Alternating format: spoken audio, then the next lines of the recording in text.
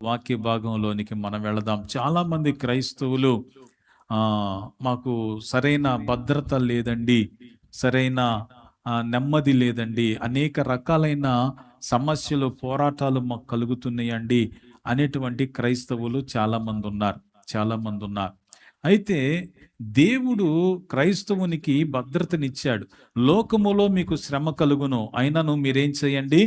భయపడొద్దు, దిగులు పడొద్దు, కలవరం చెందొద్దు. ఏదో వింత జరుగుతున్నట్టుగా, అదేదో మనకే జరుగుతుంది వింత అన్నట్టుగా ఏం ఫీల్ అవ్వద్దు. మీ నిమిత్తము నేను లోకాన్ని ఏం చేశాను? జయించాను. దెస్సలోనికైల పత్రికలో రాయబడుతుంది, మీరు ఉగ్రత పాలవటానికి కాదు నియమించబడింది, రక్షింపబడటానికే మీరు నియమించబడ్డారన్నాడు. అయితే ఈ రోజున అనేక మంది క్రైస్తవులకి సరైనటువంటి భద్రత లేక ఆవేదన చెందుతున్నటువంటి క్రైస్తవులు బోళంతమంది ఉన్నారు. అయితే దేవుని యొక్క వాక్యం ఏం సెలవిస్తుందో ఒకసారి మనం చూద్దాం. పరమగీతాల గ్రంథం 2వ అధ్యాయం 14వ వచనాన్ని మనం చదువుదాం. 14వ వచనాన్ని చదువుదాం. బండ సందులలో ఎగురు నా పావురమా, పేట బీటులను ఆశ్రయించు నా పావురమా, నీ స్వరము మధురము, మనోహరము, నీ ముఖము నాకు కనబడనిమ్ము, నీ స్వరము నాకు వినబడనిమ్ము. చాలండి. ఈ పరమగీతాల గ్రంథాన్ని వ్రాసింది భక్తుడును రాజైనటువంటి సొలొమోను. పరమగీతము అని అంటే అన్నిటికన్నా గొప్ప గీతము అని అర్థం. అన్నిటికన్నా గొప్పది పరమ గీతము, అన్నిటికన్నా ఉన్నతమైనది, అన్నిటికన్నా శ్రేష్టమైనది, అన్ని గీతాల కన్నా మహోన్నతమైనది అన్నారు. ఎందుకని అనంటే ఈ పరమగీతము దేవునికి, ప్రభుకి, వరుడైనటువంటి ప్రభువునకును, భూమి మీద ఆయన రక్తములో కడగబడి, ఆయన రక్తము చేత శుద్ధీకరించబడి, పెండ్లి కుమార్తెగా పరిశుద్ధాత్మ చేత అలంకరించబడుతున్నటువంటి సంఘమును ఉద్దేశించి వ్రాయబడినవి, అలంకార రూపములో వ్రాయబడినవి. సొలొమోను రాసినటువంటి రచనలు, సామెతలు రాశాడు, పరమగీతాలు రాశాడు, ప్రసంగి రాశాడు, కొన్ని కీర్తనలు కూడా వ్రాశాడు. ఈ సామెతలు యవ్వనస్తుల జీవితాన్ని, అన్ని వయసుల వారిని సరిచేస్తాయి. అన్ని వయసుల వారిని ఏం చేస్తాయండి? సరిచేస్తాయి. ఇది పరమగీతాలు మంచి యవన ప్రాయంలో రాస్తే, కొంత అనుభవాలు పెరిగిన తర్వాత సామెతల గ్రంథాన్ని వ్రాశాడు.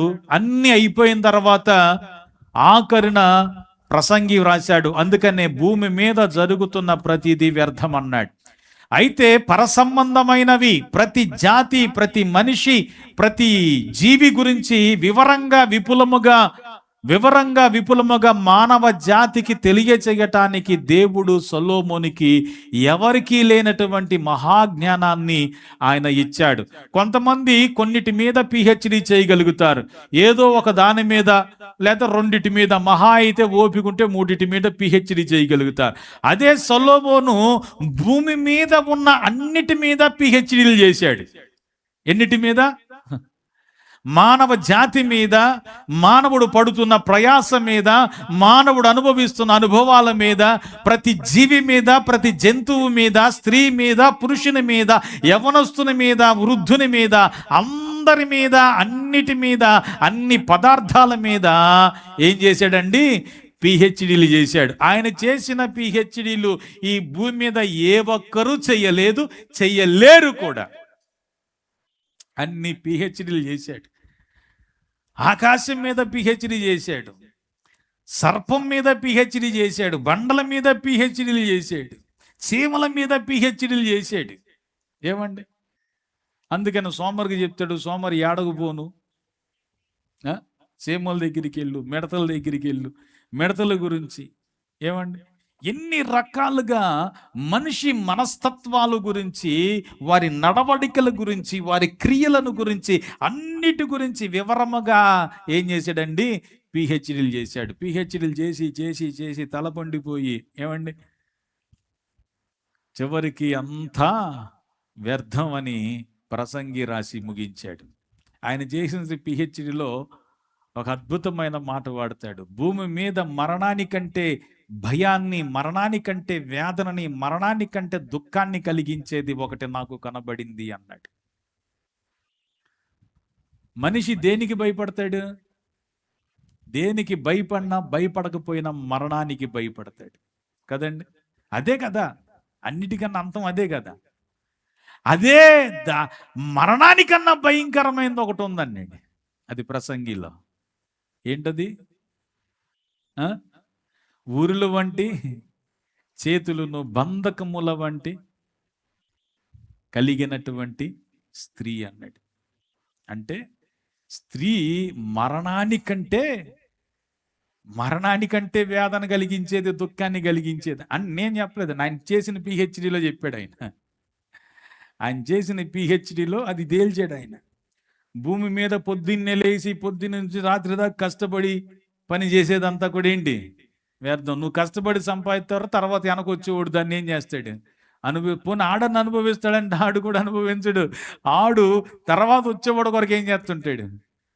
ప్రయాసపడుతుంటాడు. అందుకనే భూమి మీద పడు ప్రయాస అంతా వ్యర్థం అన్నాడు. అయితే మంచి యవన ప్రాయంలో ఈ గీతాన్ని, అద్భుతమైన కావ్య గ్రంథాన్ని, ఒక అద్భుతమైన గీతాన్ని సొలొమోను గారు రాశాడు. కన్యకను లేకపోతే వివాహాను కొరకే సిద్ధపడిన వధువును వర్ణిస్తూ ఈ శ్రేష్టమైన పదాన్ని ఆయన వాడాడు. ఈ పరమగీతాల గ్రంథంలో వాడినటువంటి ఆ పదజాలం ఒకసారి మనం చదువుదాం. 14వ వచనం. మధుర సుందర నారీమణి నాయద పవళించే ప్రాణేశ్వరి, ఒక చూపుతో నీ వాడనైతి, ఒక పిలుపుతో నీ వశమైతి, పావురమా నిర్మల హృదయమా పావురమా. 11వ వచనంలో నా ప్రియురాలా సుందరవతి లెమ్ము రమ్ము అంటూ 14వ వచనంలో అంటున్నటువంటి మాట ఏంటంటే, బండ సందులలో ఎగిరే నా పావురమా అని అద్భుతముగా వివరించాడండి. అద్భుతముగా వివరించాడు. ఏంటి ఈ బండ సందులలో ఎగిరే పావురం ఏంటి? పావురం అనేది ఏడ ఎగురుతుందండి? ఎక్కడ ఎగురుతుంది? తెల్దా? చూసిండ్రా ఎప్పుడన్నా? ఏమ్మా ఎప్పుడన్నా చూసారా? పావురం తెలుసా మీకు? అసలు చూసారా? ఎలా ఉంటుంది? ఎట్టెట్టెట్టెట్టు వెళ్తూ ఉంటుంది. అదేనా? ఎలా ఉంటుంది పావురం? అంటే పావురం అంటే పాము కదమ్మా, పావురం చూశారు కదా. అది ఎక్కడ ఉంటుంది? ఆకాశంలో ఎగురుద్దా? పరలోకంకి వెళ్తుందా? ఎక్కడ ఎగురుతుంది అది? దాన్ని దేనికి వాడేవాళ్ళు తెలుసా? పావురాన్ని? Very good. ఈ పావురము ఆకాశ వీధుల్లో ఏం చేస్తుందండి? చక్కగా విహరిస్తూ ఉంటుంది. బహుస్వేచ్ఛా వాయువులు పీల్చుకుంటూ ఏం చేస్తూ ఉంటుంది? అది ఎగురుతూ ఉంటుంది. దాన్ని పెంచుకునేవాడు దాన్ని రెక్కలు కట్ చేసి, అంటే చిన్నప్పుడు అవి చూసేవాడిని, తెలుసు, రెక్కలు కట్ చేసి అవి ఎగిరిపోకుండా వాటికి దగ్గరే అలవాటు అయ్యేటట్లుగా వాటిని పెంచేవాళ్ళు. అయితే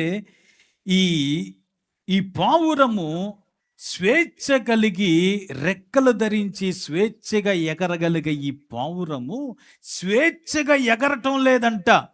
ఈయనేమంటాడంటే, ఈ గ్రంథకర్త, ఈ ప్రియుడు ఆ కన్యకను లేకపోతే తన వధువును వివరిస్తూ, నీవు బండ సందులలో ఎగిరే పావురానివి అన్నాడు. ఎక్కడ ఎగురుతుంది? ఇది బండ సందుల్లోనే ఎగురుద్దంట. ఇది ఇంకెక్కడ ఎంత స్వేచ్ఛ ఉన్నా ఇది ఎగిరిపోయేది కాదు. ఇది ఎటు పడితే అటు వెళ్ళేది కాదు. ఇది ఎటు పడితే అటు ఎగిరిపోయేది, కొట్టుకుపోయేది కాదు. ఇది ఎక్కడ ఎగురుతుంది అనంటే ఇది బండ సందుల్లోనే ఎగురుతుంది. ఇది బండ సందుల్లోనే ఎగురుతుంది. కొరింథీయులకు రాసిన మొదటి పత్రిక 10వ అధ్యాయంలో పౌలు మహాభక్తుడు ఏమంటాడో తెలుసా? ఆ బండ ఎవరండి? ఆ బండ క్రీస్తే అన్నాడు. అంటే ఈ పావురం ఎక్కడ ఎగురుతుంది అనంటే దీనికి ఎంత స్వేచ్ఛ ఉన్నా, గలతీయులకు రాసిన పత్రిక 5వ అధ్యాయంలో మీకు స్వాతంత్రము ఉన్నదని ఈ స్వాతంత్రాన్ని హేతువ చేసుకొని మరలా ఏం కావద్దు? చదవండి. గలతీయుల ఈ స్వాతంత్రము అనుగ్రహించి క్రీస్తు మనలను స్వతంత్రులుగా చేసి ఉన్నాడు. కాబట్టి మీరు స్థిరముగా ఈ మాట నోట్ చేసుకోండి మీ మనస్సుల్లో. బుక్కులో కాదు. బుక్కులో అయితే అది అటకెక్కేస్తుంది, మళ్ళీ షెల్ఫ్లోకి వెళ్ళిపోద్ది, లేదా బ్యాగులోకి వెళ్ళిపోద్ది, మళ్ళీ వచ్చే ఆదివారం దాకా దాన్ని తీసే పని ఉండదు. అందుకని నేను బుక్కులో కాదు, ఎప్పుడు చెప్తాను మీ మనస్సుల్లోనే ఏం చేయండి? శ్రద్ధ పెట్టి వింటే అది ఎప్పటికీ మనసుల్లో చెరగని ముద్ర వేస్తుంది. చదువు తల్లి. మీరు స్థిరముగా నిలచి అటు స్వతంత్రం ఉంది కదా అని అటు అటు ఎడా పడితే అటు నలుదిశలు వెళ్లకుండా, నలుదిక్కులు నలుమూలలు వెళ్లకుండా దేవుడిచ్చిన ఈ స్వాతంత్రాన్ని హేతువు చేసుకొని ఇదే స్వాతంత్రములో నిలిచి ఉండి మరలా దాస్యం అనే కాడి క్రిందకి ఏం చెయ్యొద్దు? చెక్కబడద్దు. మరలా దాస్యానికి ఏం చెయ్యొద్దు? చెక్కబడద్దు. అంటే దేవుడిచ్చిన స్వేచ్ఛ, దేవుడిచ్చిన స్వాతంత్రము, పాపము నుండి ఆయన ఇచ్చిన స్వాతంత్రము, వేదన నుండి ఆయన ఇచ్చిన స్వాతంత్రము, దుఃఖము నుండి ఆయన ఇచ్చిన స్వాతంత్రము, మోడు బారిపోయిన జీవితాల నుండి ఆయన మీకు ఫలించే అనుభవంలోనికి నడిపించిన ఈ స్వాతంత్రాన్ని ఏం చేయొద్దు? మరలా దాస్యం అనే కాడి క్రిందకి వెళ్ళి చిక్కబడొద్దు. అంటే దేవుడిచ్చిన స్వతంత్రాన్ని పాడు చేసుకొని మరలా దాసత్వంలోనికి వెళ్ళిపోయే అవకాశాలు చాలా ఉన్నాయి. ఏ శాపము నుండి అయితే విడుదల పొంది స్వతంత్రుడవయ్యావో మరలా అదే బానిసత్వంలోనికి వెళ్ళిపోయే అవకాశాలు కోకొల్లలుగా ఉన్నాయి. ఒక వ్యక్తి మర్డర్ చేస్తే, లేకపోతే దొంగతనం చేస్తే, లేకపోతే ఏదన్నా కూనికోరుతనం చేస్తే, జైల్లోకి అతన్ని వేస్తే, ఏదో రకంగా అతనికి విడుదల కలిగితే, లేకపోతే బెయిల్ మీద వచ్చినా లేకపోతే విడుదల కలిగిన ఆ వ్యక్తి ఇప్పుడు ఏం చేయాలా? జాగ్రత్తగా ఉండాలా. అలా కాకుండా మరలా యథావిధిగా మునుపుట్లాగా నేను కూనికోరుతనం చేస్తాను, మర్డర్లు చేస్తాను, మోసం చేస్తానంటే మరలా తీసుకెళ్ళి ఎక్కడేస్తారు? మొదటిసారి ఏదో రాష్ట్రపతి కనికరించి దయాదాక్షిణ్యం మీద లైఫ్ పడాల్సింది నీకేం పెట్టాడు? ప్రాణభిక్ష కలిగింది, ప్రాణభిక్ష పెట్టారు. ఇప్పుడు నువ్వేం చేయాలా? జాగ్రత్తగా ఉండాలి. అంతే పౌలు అంటున్నాడు, స్వతంత్రము దేవుడు మనకు అనుగ్రహించాడు. ఈ స్వాతంత్రమును హేతువ చేసుకొని మరలా దాస్యం అనే కాడి క్రింద చిక్కబడకుండా మీరేం చేయండి? దేవుడిచ్చిన స్వతంత్రములో స్వేచ్ఛగా స్థిరముగా నిలబడండి. స్థిరముగా నిలబడండి. అదే ఇక్కడ మాట్లాడుతున్నాడు భక్తుడైనటువంటి మహాజ్ఞానైనటువంటి సొలొమోను. ఈ పావురము దీనికి స్వేచ్ఛ ఉంది, ఎక్కడికైనా ఎగరగలిగిన స్వేచ్ఛ ఉంది, ఎటైనా వెళ్ళగలిగిన స్వేచ్ఛ ఉంది. ఓ పావురమా, నువ్వు ఎటైనా వెళ్ళొచ్చు అనంటే నేను యాడికి పోను, ఎక్కడుంటానో తెలుసా? ఈ బండ సందులలోనే నేను ఉంటాను అంది. దేవునికి మహిమ. బిగ్గరగా దేవుని స్తోత్రం చెప్పండి. ఎక్కడ ఉంటుంది అంటండి? అడిపోతావా? పోను. ఇడిపో, పోను. అక్కడ మేత ఉంది, పోను. ఎక్కడికి పోను? ఎక్కడుంటానో తెలుసా? నేను బండ సందులలో ఎగిరే పావురాన్ని, అటు ఇటు తిరిగే పావురాన్ని కాదు. ఏడకు పడితే అడుగు పోయే పావురాన్ని కాదు. అక్కడ మేత ఉందంటే అక్కడ అదేదో ఉందంటే ఇక్కడ ఏదేదో ఉందంటే తిరిగే పావురాన్ని కాదు. ఈ పావురము ఎక్కడుంటుందో తెలుసా? బండ సందుల్లోనే ఎగిరే పావురం. ఏముందని బండ సందుల్లో ఎగురుతావు? ఏముంది పావురమ్మ బండ సందుల్లో అని అంటే, న్యాయాధిపతుల గ్రంథంలో ఒక చక్కని మాట ఉంటుంది చూడండి, 15వ అధ్యాయం 8. అటు పిమ్మట వెళ్ళి ఎక్కడ నివసించాడంటమ్మా?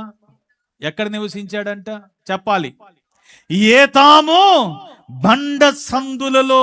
ఎవరి బండ సందుల్లో నివసించింది అని అంటే, బలవంతుడైనటువంటి సంసోను ఏం చేశాడు అనంటే, తొడలతో తుంట్లను విరగగొట్టి శత్రువులను హతము చేసి వెళ్ళి ఎక్కడున్నాడు అనంటే, బండ సందుల్లోకి వెళ్ళి అక్కడ నివాసం ఉన్నాడంట. ఏముందయ్యా బండ సందుల్లో అంటే, బండ సందుల్లో నాకు భద్రత ఉన్నది అన్నాడు. బండ సందుల్లో నాకు క్షేమం ఉన్నది అన్నాడు. ఏ కీడు రాకుండా, ఏ శత్రువు రాకుండా, ఏ ఆపద రాకుండా, ఏ కృగ్రముఖము నా మీద దాడి చేయకుండా ఎక్కడుంటానో తెలుసా? బండ సందుల్లో నివసించే దానను. ఎవరైతే స్వేచ్ఛ ఉన్నా కూడా దేవుడిచ్చిన స్వేచ్ఛని పాపము చెయ్యటానికి, ఎలా పడితే అలా ప్రవర్తించటానికి హేతువు కాకుండా ఎవరైతే బండ సందులో నివసిస్తారో వారికే క్షేమం కలుగుతుంది. చాలా మంది అంటారు, అయ్యా మాకు సరైన భద్రత లేదయ్యా, ఆర్థిక భద్రత లేదు, కుటుంబానికి భద్రత లేదు, బిడ్డలకి భద్రత లేదు, ఏది పడితే అది వాళ్ళ మీద దాడి చేస్తుంది. నీ మనసు మీద దాడి చేస్తుంది ఏంటి? నీ తలంపుల మీద దాడి చేస్తుంది ఏంటి? నీ శరీరం మీద దాడి చేస్తుంది ఎందుకు? ఎక్కడ ఎవరు చేయగలుగుతున్నారు దాడి? ఎందుకు శత్రువు దాడి చేయగలుగుతున్నారు? నీకెందుకు భద్రత లేకుండా పోయింది? నీకు భద్రత కావాలి అని అంటే ఎక్కడుండాలో తెలుసా? ఎక్కడుండాలమ్మా? బండ సందుల్లో ఉంటేనే నీకు భద్రత. మహోన్నతుని చోటున నివసించువాడు సర్వశక్తిని నీడను విశ్రమించువాడు. పగలు, మధ్యాహ్నం, రాత్రి, చీకటికైనా దేనికైనా ఎడం పక్కన కుడి పక్కన కదా, ఏది ఏ అపాయము ఏ కీడు ఎందుకు రాదు? నువ్వంటే భయం వాటికి, అందుకే రాదు కదా. నువ్వంటే భయమా? నువ్వు ఏ బండ సందులైతే నివసిస్తున్నావో ఆ బండ అంటే వాటికి భయం. దేవునికి మహిమ కలుగునగా. ఒక రోజున ఒక కుందేలు చక్కగా మేస్తా ఉంది.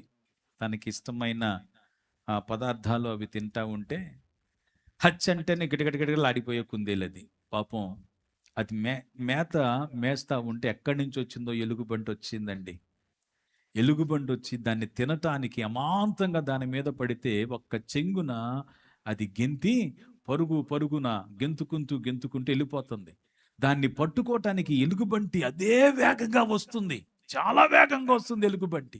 అది పరిగెత్తి బండ సందుల్లోకి వెళ్ళిపోయిందండి. దేవునికి స్తోత్రం. బండ సందుల్లోకి వెళ్ళిపోయి దాక్కుంది అది. అదే వేగంతో వచ్చినటువంటి ఎలుగుబంటి ఆ బండని ఢీ కొట్టింది, మొహం పగిలిపోయింది, పొళ్ళు రాలిపోయినాయి. మరలో ఇంకో దేన్ని తినటానికి లేకుండా పోయింది దానికి. అదేనా అంటే రెండోసారి ఆ బండ జోలికి వెళ్తుందా ఎలుగుబంటి? పొర్రపాటును కూడా పోదు. ఎందుకంటే దాని పొళ్ళు రాలిపోయినాయి కదా, దాని మొహం పగిలిపోయింది కదా, దాని ముక్కు చట్నీ అయిపోయింది కదా. పొర్రపాటును కూడా ఏం చేయదు, అది అక్కడికి పోదు. ఈ బండ సందుల్లోనికి వెళ్ళిన కుందేలు మాత్రం హ్యాపీగా డ్యాన్స్ చేస్తుంది లోపల. బాగా అయ్యిందా? నేను బండ సందుల్లో ఉంటేనే నాకేంటిదండి? భద్రత. ఆ బండ సందు మహోన్నతునైన రెక్కల నీడది. ఆ బండ సందుల్లో ఉంటే నాకు స్వేచ్ఛ ఉంది ఏం చేయటానికైనా. పౌలు అంటాడు, మాట్లాడుటకు స్వేచ్ఛ ఉంది, ఏది పడితే అది కాదు. తినుటకు స్వేచ్ఛ ఉంది, ఏది పడితే అది కాదు. ఏమండి, చెయ్యటానికి స్వేచ్ఛ ఉంది, ఏది పడితే అది చేయటానికి కాదు. వెళ్ళటానికి స్వేచ్ఛ ఉంది, ఎక్కడ పడితే అక్కడికి వెళ్ళటానికి కాదు.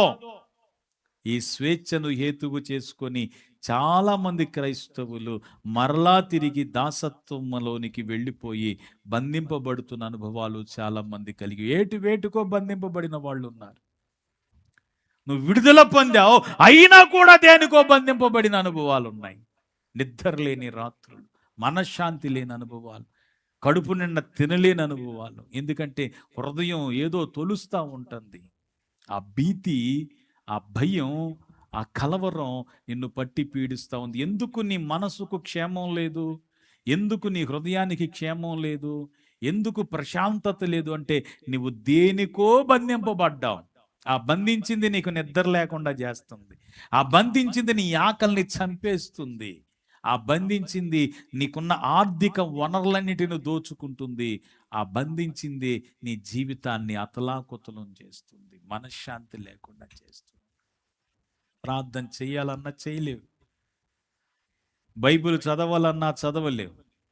ఏదో మొక్కుబడిగా కాసేపు ప్రార్థన చేసినా, మొక్కుబడిగా కాసేపు బైబిల్ చదివినా ఆత్మలో ఆనందించలేవు. అదే లోకంలో అయితే అబ్బో గంటల తరబడి ఆనందించగలుగుతావు. అదే దేవుని దగ్గర మాత్రం ఆనందించలేకపోతున్నావు. గల కారణం ఏంటో తెలుసా?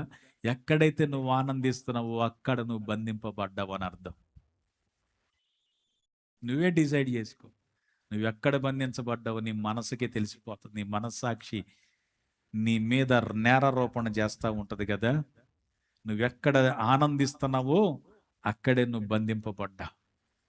చాలామంది ప్రభువులు ఆనందించలేకపోతున్నారు, పాడుతున్నప్పుడు ఆనందించలేకపోతున్నారు, ప్రార్థన చేస్తుంటే ఇది ఏంద్ర బాబు ఎంతసేపు ఈ స్వతంత్ర అనే పరిస్థితికి వచ్చారు చాలామంది క్రైస్తవులు. ప్రార్థన ఎలా ఉంటుందంట? వాళ్ళకి సోదలాగా ఉంటుందంట.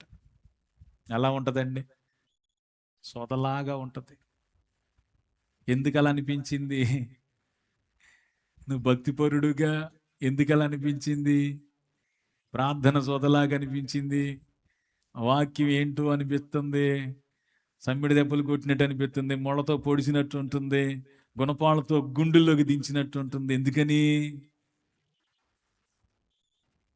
వాక్యంలో ఆనందించలేకపోతున్నావు ఎందుకని? ప్రార్థనలో ఆనందించలేకపోతున్నావు ఎందుకని? దేవుని స్తుతించుట్లో ఆనందించలేకపోతున్నావు ఎందుకని? పరవశించలేకపోతున్నావు ఎందుకని? అంటే నీవు బండ సందులుండే పావురా నీవు కాదు, స్వేచ్ఛగా ఎడబడిదడి తిరిగే పావురాని. అక్కడ ఉంటుంది స్వేచ్ఛ, అక్కడ ఎలాగైనా నువ్వు బతికేయచ్చు. కానీ ఒకటి చెప్పనా, నీకు భద్రత లేదు. భద్రత కావాలి అని అంటే నీకు ఎంత స్వేచ్ఛ ఉన్నా కూడా నిన్ను నీవు కట్టుకొని, నీ మనసు కట్టుకొని, హృదయాన్ని కట్టుకొని, కళ్ళు కట్టుకొని, చెవులు కట్టుకొని, నోరు కట్టుకొని, నిన్ను నీవు సజీవ యాగంగా దేవునికి అప్పగించుకొని బండ సందుల్లోనే ఎగురుతా ఉంటే నీకు భద్రత కలుగుతుంది. ఆమేన్ చెప్పండి అమ్మా. బండ సందుల్లో ఏముంది అని అంటే భద్రత ఉంది. రెండోది, 2 పాయింట్లు చెప్పి ముగించేస్తా. ద్వితీయోపదేశకాండం మనందరికీ తెలిసిన వాక్య భాగమే.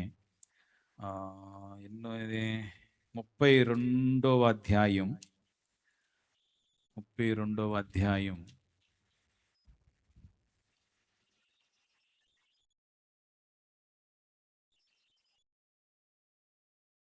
13వ వచనం చదువుదాం. చెకుముకి రాతి బండ నుండి నూనెను చాలండి.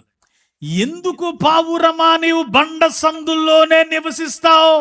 స్వేచ్ఛ ఉన్న ఎందుకు నువ్వు ఎగరటంలా అనంటే, బండ సందుల్లో నాకు భద్రత ఉంది, క్షేమం ఉంది, ఏ కీడు వసద్దన్న భయము నాకు లేదు, నేను సురక్షితంగా నివసిస్తాను బండ సందుల్లో. రెండవదిగా, బండ సందుల్లో నేను ఎందుకు ఎగురుతానో తెలుసా? అక్కడ నాకు కావలసిన సమృద్ధి, కావలసినంత విస్తారమైనటువంటి తేనె నూనె విస్తారంగా నాకు దొరుకుతుంది. ఏం దొరుకుతుంది అంటండి? తేనె నూనె విస్తారముగా నాకు దొరుకుతాయి. నాకు నూతన బలమునిచ్చే, నూతన శక్తినిచ్చే, నేను సొమ్మసిల్లకుండా ఉండటానికి, పరిగెత్తుకొని నడవటానికి కావలసిన నూతనమైన శక్తినిచ్చే సమృద్ధి నాకు అక్కడుంది. నా ఆత్మకు కావలసిన ఆహారము, నాకు కావలసిన ఆహారం సమృద్ధిగా అక్కడ ఉంది. ఎక్కడుంది? బండ సందుల్లో ఉంది. ఆయన అంటాడు, ఈ బండ నుండి కారు తేనెను నూనెను నేను జుర్రించెదను అన్నాడు. అందుకనే నేను అక్కడ ఉంటాను. నా గొర్రెలు నా స్వరం వింటాయి, వాటిని పచ్చిక కలిగిన ప్రదేశంలోనికి నడిపించి అక్కడ పొరుండ చేస్తానా, శాంతికరమైన జలముల దగ్గరికి నడిపించి వాటిని త్రాగనిస్తానా. 40వ అధ్యాయం యెషయా గ్రంథంలో రాయబడుతున్న మాట, యెహోవా కొరకు ఎదురు చూచువారు నూతన బలమును పొందుతారు. ఎలా అక్కడి నుంచి వస్తుంది బలం వీళ్ళకి అనంటే, ఈ బండ నుండి కారుతున్నటువంటి తేనె, ఈ బండ నుండి కారుతున్నటువంటి నూనె. నీ వాక్యము జుంటె తేనె దారాల కన్నా మధురమైనది. దేవుని వాక్యము నూనెతో పోల్చబడినది. అంటే ఇక్కడ ఏముందయ్యా ఈ బండ సందుల్లో అంటే, నాకు కావలసిన సమృద్ధైన ఆహారం ఉంది, నా ఎదుగుదలకు కావలసిన ఆహారం ఉంది, నేను అభివృద్ధి పొందటానికి కావలసిన విస్తారమైన ఆహారం ఉంది, నాకు సమృద్ధి ఉన్నది. అందుకని నేను ఎక్కడుంటాను అనంటే బండ సందులలో ఉంటాను. ఈ బండ సందుల్లో ఎందుకుంటానంటే నాకు కావలసిన సమృద్ధి అక్కడ ఉన్నది అన్నాడు అని ఈ పావురం అంది. మూడవదిగా, పావురమా, స్వేచ్ఛ ఉన్నా నువ్వు ఎందుకు ఎగరటం లేదు పావురమా? కొంతమంది అనుకుంటారు కదా, నాకు రెక్కలుంటే అలాగే ఎగిరిపోదును అని. నీకు రెక్కలున్నా ఎందుకు ఎగరట్లేదు పావురమా అనంటే, ఒకటి, నాకు క్షేమం ఉంది. రెండవది, నాకు సమృద్ధైన ఆహారం ఉన్నది, సమృద్ధి ఉన్నది. వివరంగా చెప్పట్లేదు, మీరు ధ్యానించండి. మీరు ఇంకా గొప్ప ప్రసంగికులు కావాలన్నదే నా ఆశ. మీరు అనేక స్థలాల్లో అనేక మందికి బోధించే వాళ్ళు కావాలి. ఇదే సంఘం యొక్క ముఖ్య ఉద్దేశం. హెబ్రీ పత్రిక 5వ అధ్యాయం తర్వాత ఇంటికి వెళ్ళినా చదువుకోండి. మీరు బోధించవలసిన వారయ్యుండి కూడా ఎలా ఉన్నారంట? ఇంకా పాలు తాగే స్థితిలోనే ఉన్నారు. మీరందరూ బోధించే వాళ్ళుగా ఉండాలి. అందుకనే నా ఈ ప్రయాస. మీరందరూ బహుగా ఫలించాలి, ఆత్మలు సంపాదించాలి, మీరు ఇతరులు అనేక మందికి సత్యాన్ని బోధించాలి. రైట్. మూడవది నిర్గమాకాండము 33వ అధ్యాయం 18వ వచనం నుండి మనం చదివితే అక్కడ కొన్ని విషయాలు రాయబడ్డాయి. భక్తుడైనటువంటి మోషే దేవుణ్ణి ఒక మాట అడుగుతాడు. అతడు, దయచేసి నీ మహిమను నాకు చూపు నాయనా అని అంటాడు. ఆయన, నా మంచితనమంతయు నీ ఎదుట కనపరచెదను అని దేవుడు మోషేతో, నా మంచితనమంతా నీకు కనపరుస్తాను అన్నాడు. యెహోవా అను నామమును నీ ఎదుట ప్రకటించెదను. నేను కరుణించు వానిని కరుణించెదను, ఎవని యందు కరుణింపబడెదనో వాని యందు కనికరపడెదను అనను.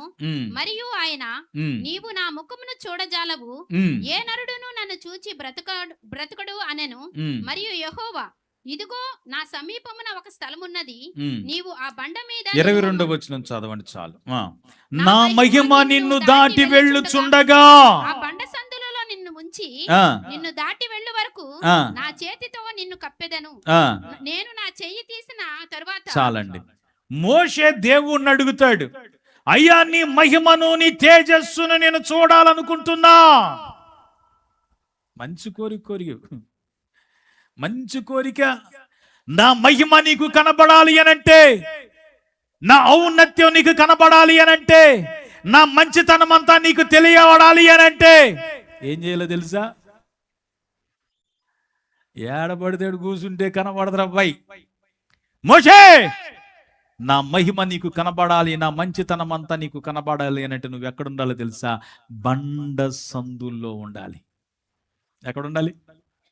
దగ్గరగా దేవుని స్తోత్రం చెప్పండి. ఎక్కడుండాలి? బండ సందులలో ఉంటే దేవుని మహిమను చూస్తావు. చాలా మంది అంటారు, అయ్యో నాకు అన్ని బాధలన్నీ, మహిమను చూపించయ్యా.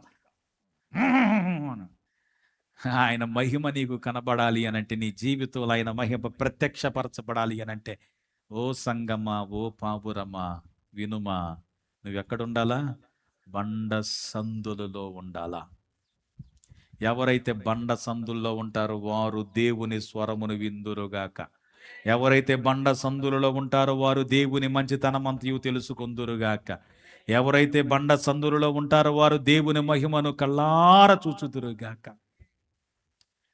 నీ బాధలో, నీ కష్టములో, నీ ఇబ్బందుల్లో, నీ పోరాటములో, నీ కన్నీటిలో, నీ జీవితములో దేవుని మహిమ కనపరచబడాలనుకుంటున్నావా? అయితే నీవు నిలబడాల్సిన చోటు, నీవు ఎగరాల్సిన చోటు, నువ్వు ఉండాల్సిన చోటు, నీవు నివసించాల్సిన చోటు ఏంటి అనంటే బండ సందులో. అందరి బిగ్గరగా చెప్పండి. ఎక్కడ ఉండాలి? ఎక్కడ ఎగరాలి? ఎక్కడ నివసించాలి? ఎక్కడ ఉండాలి? అమ్మా, బండ సందులో ఎగిరే నా పావురమా, ఓ నా పాపురమ్మా. ఎంతకీ నాకు తెలియక అడుగుతాను, ఏంటి బండ అంటే? క్రీస్తు యేసే ఈ బండ. యెషయా గ్రంథం 53వ అధ్యాయం చదవకండి.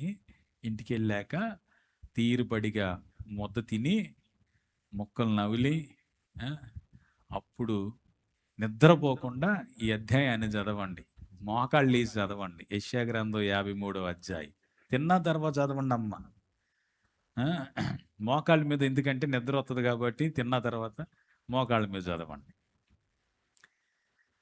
నీ కొరకై, నీ బలహీనతల నిమిత్తమై, నీ రోగముల నిమిత్తమై, నీ వ్యసనాల నిమిత్తమై, నీవు బంధింపబడిన నిన్ను విడిపించుట కొరకై ఈ బండ ఏం చేయబడిందో తెలుసా? చెక్కుముకి రాతి వల్లే చెక్కబడి స్వరూపమైనను సొగసైనను లేనిదానిగా చెయ్యబడి కలువరి శిలువలో ఈ బండ చేల్చబడినది. నీ కొరకై, నా కొరకై చేల్చబడిన బండ నజరేయుడైన యేసు అనే ఈ బండ. గట్టిగా చప్పట్లు కొడదాం. ఈ బండ సందులలో అనగా ఎవరైతే నజరేయుడైన యేసులో ఉంటారో, యేసులోనే ఎగురుతారో వారికి ఈ పైనున్న ఆశీర్వాదాలన్నీ. అదే అంటున్నాడు ఈ ప్రియుడు. ఏమని అనంటే, ఓ పావురమా, నీకెంత స్వేచ్ఛనిచ్చాను పావురమా, ఎందుకు ఎగరటం లేదు పావురమా అనంటే, ఆ పావురం అంటది, అయ్యా నన్ను ప్రేమించిన వాడవు, నా కొరకే నిలువెల్ల నలిగిపోయిన వాడవు, నా కొరకే నిలువెల్ల చెక్కుముకి రాతి వలె చెక్కబడిన వాడవు, నా కోసం నన్ను సుందరి అని పిలవటానికి, నా కుర్రుపి ముఖాన్ని అందంగా మార్చటానికి, ఎండ తగిలి మాడిపోయిన నా ముఖాన్ని నల్లజందానినైనా నన్ను సౌందర్యవంతురాలిగా చెయ్యటానికి నీవు స్వరూపమైనను సొగసైనను లేనివాడిగా చెయ్యబడి బంధింపబడిన నన్ను విడిపించటానికే కదా నీవు చేల్చబడ్డావు, నిలువెల్లా చేల్చబడ్డావు సిలువలో. నేనంటే ఎంత ప్రేమయ్యా నీకు.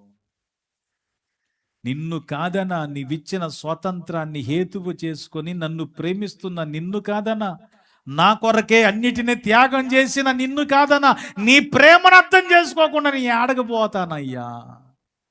పేతురు పో, నిత్య జీవపు మాటలు గలవాడ, నిన్ను విడిచి మేము ఎక్కడికి పోదుము?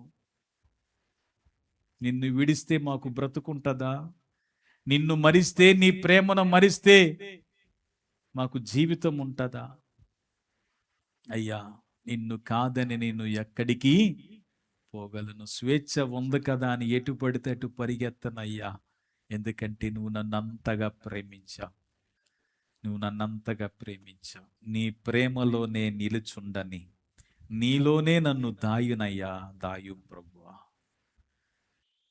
ప్రాణం పోయేంత వరకు నీలోనే నన్ను ఉండని. నిన్ను వీడి నిన్ను వీడి నేను ఎటు పోగలను దేవా? నేను ఎటు పోలేను.